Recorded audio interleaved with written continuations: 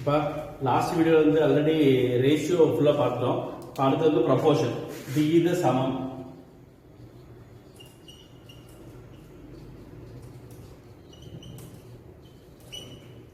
அதாவது இப்போ 1:2 அப்படின்னு ஒரு ரேஷியோ இருக்குன்னு வச்சுக்கோங்களேன். இப்போ 1:2 ரேஷியோ நம்ம எப்படி எழுதலாம்? அதாவது சமமா எழுதணும். இப்போ 1:2 10:20 எழுதலாம், 100:200 எழுதலாம். சரிதானே? ஏன்னா இதை கட் பண்ணா என்னதான் ஆக போகுது? 1:2 தான் ஆக போகுது. So 1:2 is equal to 10:20 which is equal to 100:200. இது எல்லாமே என்னதான்? ஈக்குவல் தான். இதை தான் நம்ம என்ன சொல்லுவோம்? ப்ரொபோர்ஷன் சொல்லுவோம். சரிங்களா? அதாவது 1:2னா இதை 2 கொண்டு மல்டிப்ளை பண்ணீங்கன்னா 2:4, இது 3 கொண்டு மல்டிப்ளை பண்ணீங்கன்னா 3:6, 4:8, 5:10, அடுத்து 6:12 அப்படின்னு போயிட்டு இருக்கு. பாத்தீங்களா? அது எல்லா ரேஷியோவுமே ஈக்குவல். அதுதான் நம்ம என்ன சொல்லுவோம்? ப்ரொபோர்ஷன். அதாவது 1:2 is equal to எக்ஸாம்பிள் 10:20. அதுதான்ப்பா 1:2 is equal to அது எப்படி எழுதலாம்? 10:20. இதுதான் நம்ம என்ன சொல்லுவோம்? ப்ரொபோர்ஷன். அது கண்டிஷன் என்ன சொல்லுவாங்கன்னா A is to B is equal to C is to D. Proportion தான் A is to B is equal to C is to D. இதை எப்படி பார்க்கலாம்னா இப்போ இந்த ரெண்டையும் நீங்க மல்டிப்ளை பண்ணுங்க. 2 into 10 20. இந்த ரெண்டையும் மல்டிப்ளை பண்ணா 1 into 20 20. இப்போ A is to B is equal to C is to D இருக்கு. இது எப்படி எழுதலாம்பா? First A by B is equal to C by D. சரிதானா? A is to B எப்படி எழுதலாம்? A by B is equal to C by D. இதெல்லாம் ப்ரொபோர்ஷனோட conditions. A by B is equal to C by D. இது cross multiply பண்ணீங்கன்னா AD is equal to BC. ஏனப்பா? A is to B is equal to C is to D. அத A by B is equal to C by D எடுத்துக்கலாம். Cross multiply பண்ணீங்கன்னா AD is equal to BC. ஓகேவா? இப்போ இதை வச்சு எப்படி some கேட்பாங்கன்னா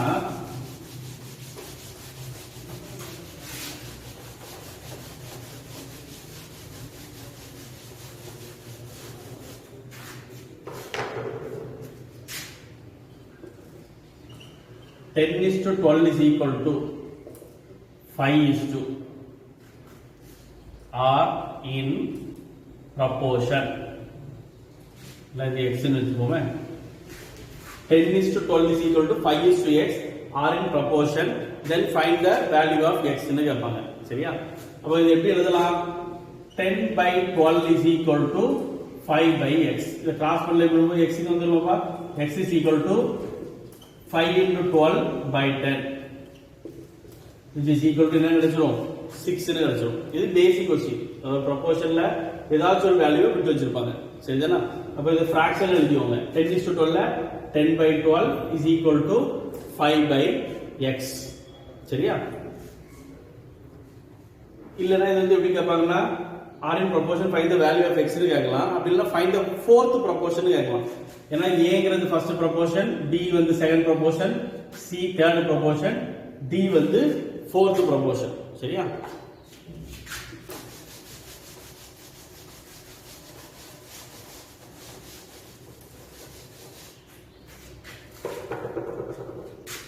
இது வேற எப்படி கேட்கலாம்னா 7:15 is equal to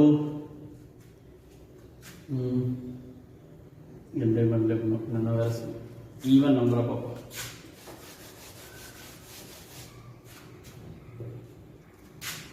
9:6 is equal to 12:, question mark. Find the fourth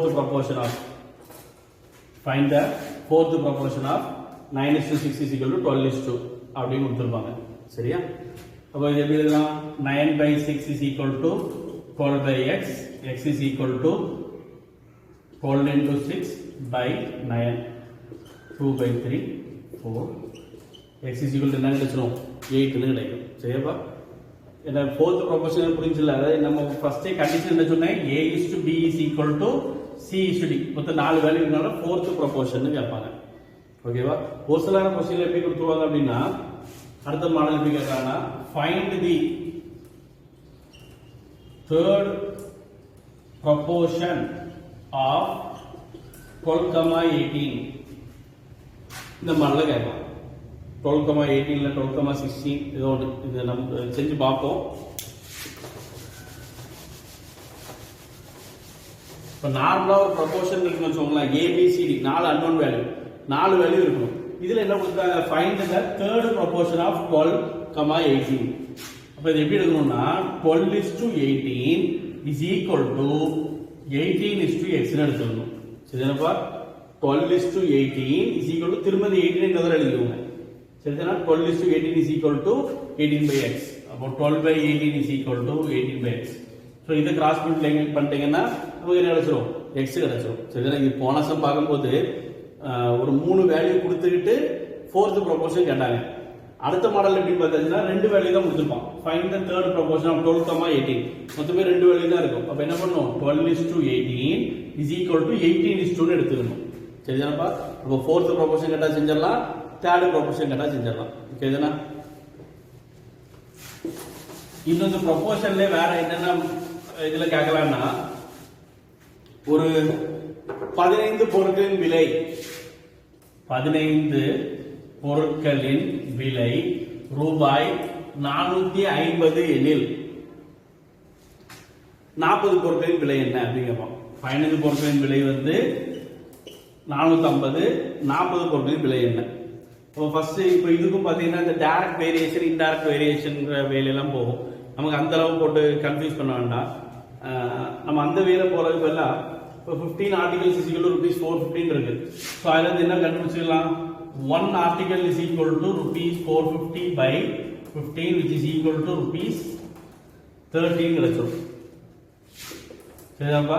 15 பொருளுடைய விலை 450. அதில் நம்ம என்ன கண்டுபிடிச்சலாம், ஒரு பொருளுடைய விலை 30 கண்டுபிடிச்சிக்கிட்டு அடுத்த ஸ்டெப்ல நமக்கு என்ன வேணும், therefore 40 articles is equal to 40 into 30 which is equal to ₹1200. இந்த மாடல் சம் எல்லாமே எதுக்கு கீழே தான் வரும், ப்ரொபோர்ஷன் டாபிக் கீழே தான் வரும். சரியாப்பா? ஸோ இந்த மாடல் கொஸ்டின் கேட்டாச்சுன்னா ஏதாச்சும் ஒரு பொருளுடைய விலையை கண்டுபிடிச்சிட்டு என்ன கேட்டிருக்காங்களோ அதுல சப்ஸ்டிட் பண்ணிக்கோங்க. சரியா? இன்னும் செயின் ரூல் ஒரு 2-3 சம் பார்ப்போம். ஓகேவா?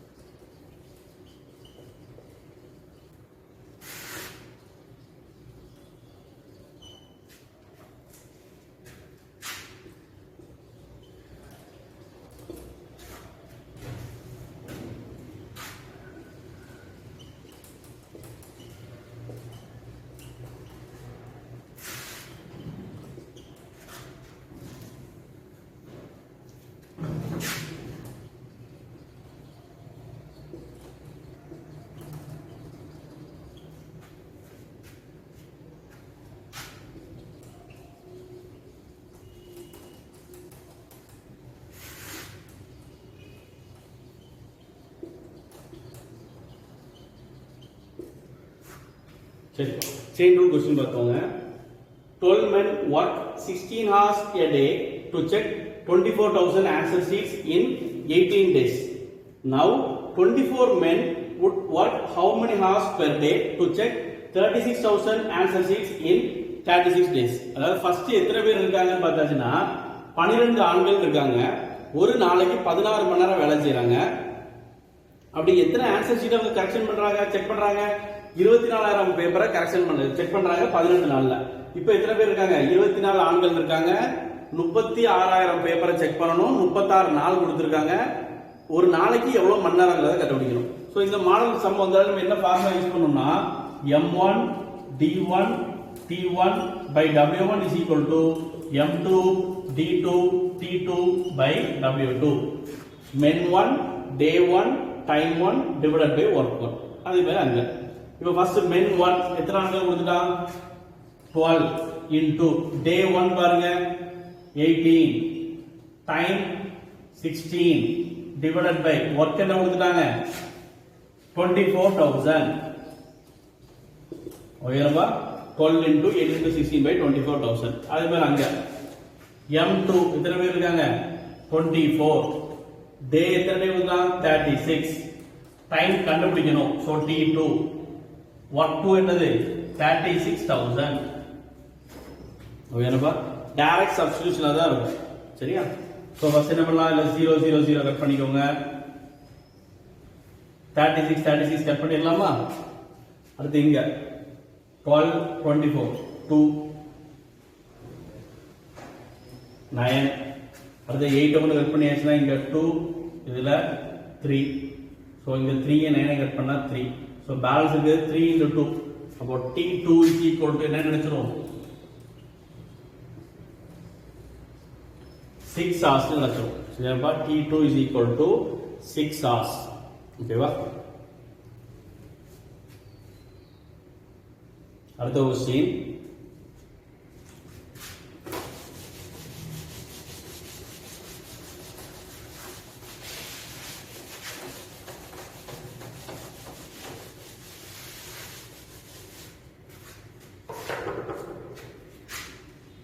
"26 men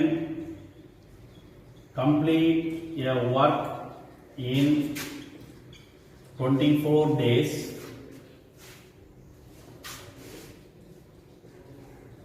working 9 hours a day.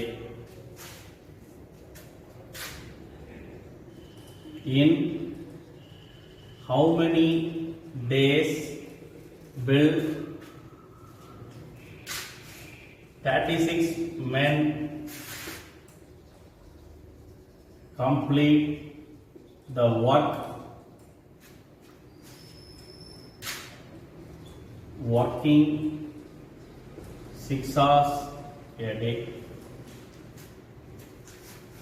26 ஆண்கள் ஒரு வேலையை 24 நாட்களில் ஒரு நாளில் 9 மணி நேரம் வீதம் செய்து முடிப்பார். சரி, போன சொன்னோட அதே சம் தான். So same formula. M1 க்கு பதிலாக என்ன சப்ஸ்டிட் பண்ணிக்கலாம் 26, D1 க்கு பதிலாக 24, டைம் 1 க்கு பதிலாக 9.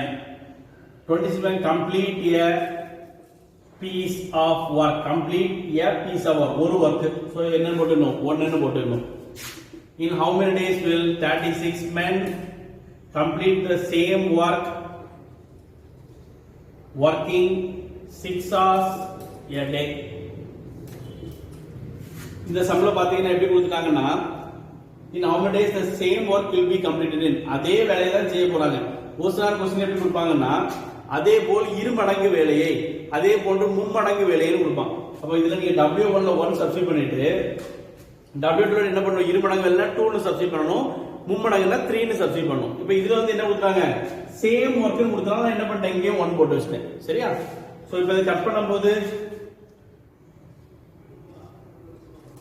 சரிதாப்பா 9 33 number 4, 6 into 4 24. சோ இது ஃபுல்லா கட் ஆயிரும். சோ ஃபைனலா D2 is equal to என்ன கிடைச்சிரும் ஆன்சர் 26 days கிடைச்சிரும். சரியா?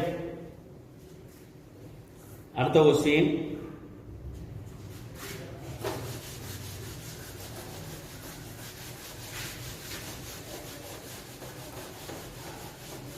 ஒரு சில क्वेश्चनல பாத்தீங்கன்னா இந்த இது கொடுக்க மாட்டான், மணிக்கு ஒரு 6 மணி நேரம் 8 மணி நேரம் கொடுக்க மாட்டான். சோ நீங்க T1 வந்து டைம் இருக்குல T1 T2 அது சப்ஸ்டிட் பண்ணாம பேலன்ஸ் இருக்கக்கூடியது எதை சப்ஸ்டிட் பண்ணா போதும் M1 D1 by W1 அதை மட்டும் சப்ஸ்டிட் பண்ணா போதும். டைம் கொடுக்கலன்னா பிரச்சனை இல்லை, அதை விட்டுருங்க. சரியா?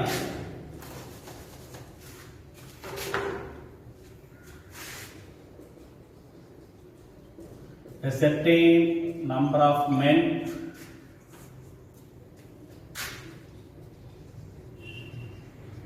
complete a piece of work in 180 days. If there are 30 men less, it will take 20 days more. It will take 20 days more for the work to be completed.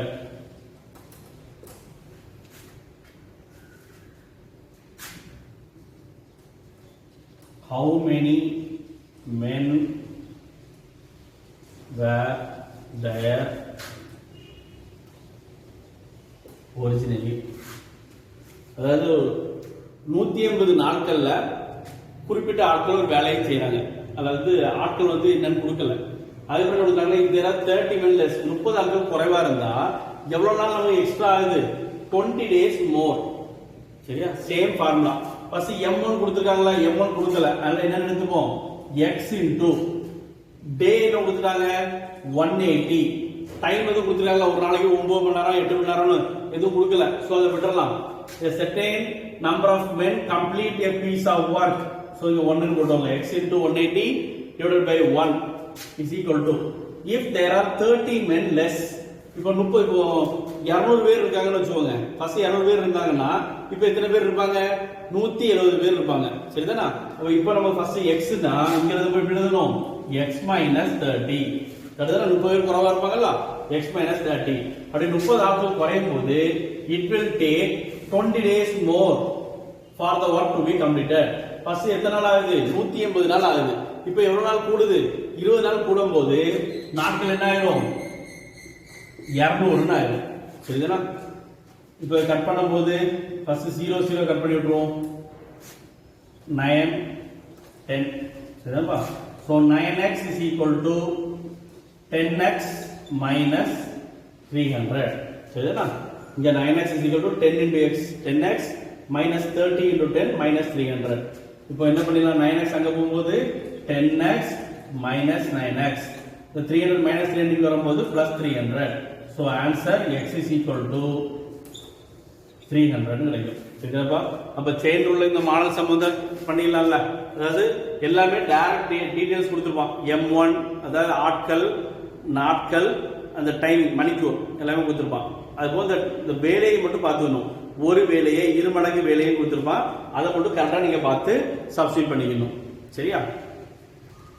இன்னொரு மாடல் சம் உண்டு. ஒரே நிமிஷம் சரிங்க சால்வ் பண்ணி பார்த்து ஒரே நிமிஷம். ஓகேப்பா, இது லாஸ்ட் மாடல். சரியாப்பா? போன குரூப் 2ல கேட்ட question. What number should be separated from each of the numbers 54, 71, 75 and 99 so that the remainders may be proportional. ஒரு 4 நம்பர் கொடுத்துருக்காங்கப்பா.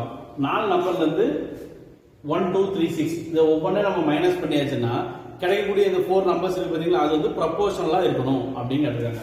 ஒண்ணு இல்ல, இப்போ ஃபர்ஸ்ட் 50 ஆப்ஷன் இருக்கும். 54ல இருந்து 1 மைனஸ் பண்ணிடுவோம் 53. 71ல இருந்து 1 70 is equal to 74 is to 98. இதுதான் கொஸ்டின்ல கேட்டிருக்காங்க. ஒரு 4 நம்பரை கொடுத்துட்டு அதுல இருந்து ஏதாச்சும் ஒரு நம்பரை மைனஸ் பண்ணுவோம். இப்போ ஃபர்ஸ்ட் ஆப்ஷன்ல 1 இருக்கனால நம்ம எல்லாத்துக்கும் என்ன பண்ணி 54 minus 1 53, 71 க்கு பதிலா 70, 75 க்கு பதிலா 74, 99 க்கு பதிலா 98. இப்போ இது ப்ரொபோர்ஷனலா இருக்கான்னு செக் பண்ணி பார்க்கணும். சோ எல்லாத்தையும் மல்டிப்ளை பண்ணிட்டுலாம் இருக்காங்க. இப்போ இந்த ரெண்டையும் மல்டிப்ளை பண்ணா யூனிட் டிஜிட் இல்ல யூனிட் டிஜிட் 0 இல்ல யூனிட் டிஜிட் 4. சோ அப்ப யூனிட் டிஜிட் நமக்கு என்ன கிடைக்கும்? ஆன்சர் 0 ன்னு கிடைக்கும். இந்த ரெண்டையும் மல்டிப்ளை பண்ணா யூனிட் டிஜிட் எல்லாம் கிடைக்கும் 4ல கிடைக்கும். சோ இது தப்பு, இது ப்ரொபோர்ஷன் இல்ல. சரியா? இப்போ ஃபர்ஸ்ட் ஆப்ஷன் வராது. ரெண்டாவது ஆப்ஷன் எப்படி பார்க்கும்போது 54 இருந்து 52, 71 க்கு பதிலா 69, 75 க்கு பதிலா 73, 99 க்கு பதிலா 97. சோ இந்த ரெண்டையும் மல்டிப்ளை பண்ணியாச்சுன்னா யூனிட் டிஜிட் 7, இந்த ரெண்டையும் மல்டிப்ளை பண்ணியாச்சுன்னா யூனிட் சரி. இந்த ரெண்டையும் மல்டிப்ளை பண்ணா யூனிட் டிஜிட் 7, இந்த ரெண்டையும் மல்டிப்ளை பண்ணா யூனிட் டிஜிட் 4. சோ ரெண்டாவது ஆப்ஷனும் தப்பு. தேர்ட் ஆப்ஷன் படி பார்க்கும்போது 51 is to 68 is equal to 72 is to 96. இந்த ரெண்டையும் மல்டிப்ளை பண்ணா யூனிட் டிஜிட் 6, இந்த ரெண்டையும் மல்டிப்ளை பண்ணா unit digit 6. So third option வர சான்சஸ் இருக்கு. ஃபோர்த் ஆப்ஷன் வந்து செக் பண்ணி பார்த்துப்போம். 48 is to 65 is equal to 69 is to 93. இந்த ரெண்டையும் மல்டிப்ளை பண்ணா யூனிட் டிஜிட் 5, இந்த ரெண்டையும் மல்டிப்ளை பண்ணா unit digit 4. So last option தப்பு. சரிதானப்பா? ஏன்னா இந்த ரெண்டையும் மல்டிப்ளை பண்ணா நம்ம என்ன ஆன்சர் வரும்னா நம்ம செக் பண்ணி பார்க்க வேண்டாம். யூனிட் டிஜிட் 6, இங்கே யூனிட் டிஜிட் 6. சோ கண்டிப்பா இதுதான் வந்து ஆகும். ஓகேவா? இது இந்த மாடல் படிக்கடி கேக்குறாங்க. சோ இது பார்ப்போம். ஓகேவா? ஓகேப்பா.